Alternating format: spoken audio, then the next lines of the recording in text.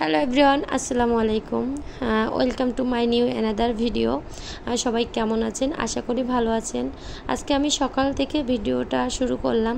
আসলে আজ কতদিন ধরে শুধু বৃষ্টি আর বৃষ্টি, তাই আজকে ভাবলাম যে সকালে একটু খিচুড়ি রান্না করি। আর খিচুড়ি আমার বাচ্চারা পছন্দ করে, বাড়ির সবাই পছন্দ করে খিচুড়ি।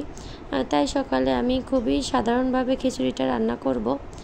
এখানে আমি কিছুটা আলু দিয়েছি, আর সবজি থাকলে সবজিও দিই, কিন্তু তারপরে আজকে সবজি খিচুড়ি করব না। আজকে আমি প্রেসার কুকারে দিয়ে এমনি খিচুড়ি খাবো। সেটা আছে পেঁয়াজ মরিচ এসব দিয়ে ডিম ভাজি সাথে। এখানে আমি পেঁয়াজ রসুন সব কিছু, তারপরে জিরা মশলা সব কিছু তেলে ভেজে নিয়েছিলাম। তারপরে লবণ আর হলুদ চাল একসাথে দিয়ে আমি চালটা ভালোভাবে ভেজে নেব।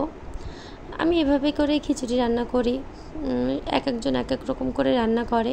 আমি এখানে শুকনো মরিচটা আছে ফালি করে দিয়েছি, কারণ আমার ছোট বাচ্চাটা আছে, সে খিচুড়িটা খাবে, এই জন্য ঝালটা আমি কম করে দিয়েছি। তারপর আমি এখানে চাল ডাল ভালোভাবে ভাজতে থাকবো। আমার কিন্তু এখানে চালের থেকে ডালের পরিমাণটা বেশি, কারণ আমি বেশি করে ডালটা দিচ্ছি, কারণ খিচুড়িতে ডাল বেশি হলে খিচুড়ি বেশি মজা লাগে, তার জন্য। তারপর এখানে আমার চালটা ভালোভাবে ভেজা হয়ে গেছে। আমি এর মধ্যে কিছুটা পানি দিয়ে দেব।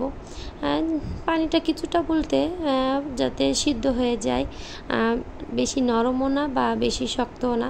খিচুড়িটা কিন্তু অল্প নরম হবে আবার অল্প শক্ত থাকবে, এভাবে খেতে কিন্তু ভালো লাগে। আমি এখানে পানি দিয়ে তারপরে আমি আবার প্রেসার কুকারে দিয়ে দেব, কারণ প্রেসার কুকারে দিলে খিচুড়িটা বেশি মজা হয়, বেশি নরমও হয় না বা বেশি শক্ত থাকে না, একদম আমেজ হয়ে যায়। খিচুড়িটা খেতে দারুণ লাগে। এই তো এইভাবে রান্না করলাম সকালের খিচুড়ি। তারপরে আবার চলে যাব দুপুরের রান্না। আজকে দুপুরে রান্না করব টমেটো দিয়ে মাছ দিয়ে, তারপর কচু ভাজি আর শাক ভাজি। আমি এখানে প্রথমেতে টমেটোতে কুটাটা দেখাতে পারলাম না, কারণ আমার বাচ্চাটা কাঁদছিল। এখানে আমি টমেটো কষিয়ে নিচ্ছি। আমি কিন্তু টমেটো এভাবে রান্না করি। আমি প্রথমে এখানে আলুটা সিদ্ধ করে নিয়েছিলাম। আলুটা সিদ্ধ করার পর আমি আলুর মধ্যে পেঁয়াজ রসুন তারপরে কাঁচামরিচ জিরা আর সরিষা বাটা দিয়ে আলুটা আগে কষিয়ে নিয়েছি। তারপর আমি টমেটো দিয়ে আবারও ভালোভাবে কষিয়ে তারপরে পরিমাণ মতো পানি দিয়ে রেখে দেব। নামানোর আগে মাছটা দিয়ে দেব। আর এখানে আমি কচু ভাজি করতেছি। এটা কিন্তু কি কচু বলেন তো? কারা কারা চেনেন কমেন্টে বলে যাবেন। এটা বলে থাকি দস্তা কচু। এটা কিন্তু কুচি কুচি করে কচু কেটে নিতে হয়, তারপরে পেঁয়াজ রসুন জিরা ডালচিনি এলাচ এই সব কিছু দিয়ে ভাজি করতে হয়। এভাবে ভাজি করে ফেললাম। তারপর আমি এখানে লাউ শাক ভাজি করব। লাউ শাক বা মিষ্টি কুমড়ো আপনারা যে যেটা বলেন সেটা। আমি এখানে লাউ শাকও আছে, আবার মিষ্টি কুমড়ো শাকটাও আছে একসাথে। আমি এখানে পানি দিয়ে আর কাঁচা ঝাল দিয়ে আমি আগে থেকে সিদ্ধ করে নিয়েছি। এটা কিন্তু আগে থেকে সিদ্ধ করে নিলে ভালো হয়, কারণ লাউ শাকের ডাঁটাগুলো অনেক শক্ত থাকে, পাতাগুলোও শক্ত থাকে। আগে থেকে যদি সিদ্ধ করা হয় তাহলে কিন্তু ভালো লাগে। আবার কেউ কেউ একেবারে তেলে দিয়ে ফেলে, কিন্তু আমি সব রকম শাক আগে থেকে সিদ্ধ করে নিই, তাহলে খেতে অনেক মজা লাগে আর একদম আমেজ হয়ে যায়। তারপর আমি এখানে সরিষার তেল দিয়ে দেবো কড়াইতে। দেওয়ার পর আমি এখানে পেঁয়াজ আর রসুন কুচি দিচ্ছি।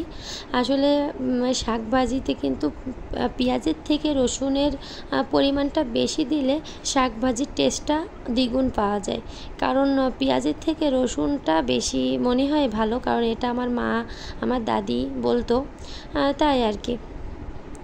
তারপর আমার এখানে পেঁয়াজ আর রসুনটা কিন্তু পুরো লাল হয়ে আসছে। তার মধ্যে আমি এখানে একটু জিরেও দিয়েছিলাম, জিরেটাও লাল হয়ে আসছে। তারপর আমি সেই সিদ্ধ করা শাকটা দিয়ে দেব।